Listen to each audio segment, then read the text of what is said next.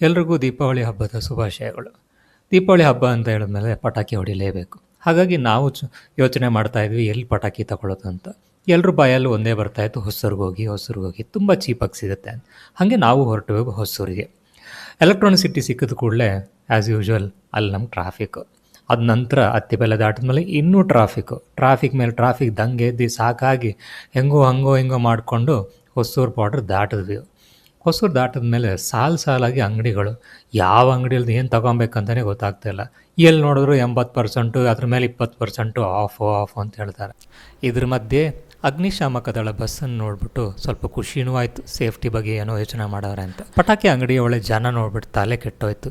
ಏನು ಜನನೋ ಸಿಕ್ಕಾಪಟ್ಟೆ ಪಟಾಕಿ ವೆರೈಟಿಗಳು ನೋಡ್ಬಿಟ್ಟು ಏನು ತಗೊಳ್ಳಿ ಅಂತಲೇ ಗೊತ್ತಾಗ್ತಾ ಇರಲಿಲ್ಲ. ಎಲ್ಲಿ ನೋಡಿದ್ರು ಪಟಾಕಿ. ಜನ ಅಂತೂ PhD ಮಾಡ್ತಾಯಿದ್ರು. ಹಿಂಗೆ ಮಾಡಿ ಪಟಾಕಿ ತೊಗೊಂಡ್ವಿ, ಮನೆಗೆ ಬಂದ್ವಿ. ಆಮೇಲೆ ಗೊತ್ತಾಯಿತು ಈ ಪಟಾಕಿ ತಗೊಂಡಿದ್ದು ವರ್ತಿಟ್ಟ ಇಲ್ವಾ ಅಂತ. ನೋಡಿ, ನೀವೇ ಹೇಳಿ ಕಮೆಂಟ್ ಸೆಕ್ಷನಲ್ಲಿ. ಈ ಥರ ಬಾಕ್ಸ್ ಮೇಲೆ ಸ್ಟಿಕ್ಕರ್ ಅಂಟಿಸ್ತಾರೆ. ಒಳಗಡೆ ನೋಡಿದ್ರೆ ಮೇಲ್ಗಡೆ ನೋಡಿದ್ರೆ 2028 ಅಂತ ಇದೆ. ಮೇಲ್ಗಡೆ ಇನ್ನೊಂದು ಸ್ಟಿಕ್ಕರ್ ಇದೆ. ಒಳಗೆ ತೆಗೆದು ನೋಡಿದ್ರೆ 2019 ಪಟಾಕಿ. ಇದು ಎಷ್ಟು ಸೇಫೋ ದೇವ್ರಿಗೆ ಗೊತ್ತು. ಯಾಕಂತಂದರೆ ನಾವು ಈ ಪಟಾಕಿಗಳನ್ನ ಹೊಡೆದಾಗ ಕೆಲವು ಫ್ಲವರ್ ಪಾಟ್ ಅಂತೂ ಡಮ್ ಅಂತ ಹಂಗೆ ಬ್ಲಾಸ್ಟ್. ನಿಮಗೂ ಈ ಥರದ ಅನುಭವಗಳಾಗಿದ್ದಲ್ಲಿ ಕಮೆಂಟ್ ಸೆಕ್ಷನಲ್ಲಿ ಶೇರ್ ಮಾಡಿ. ಧನ್ಯವಾದಗಳು.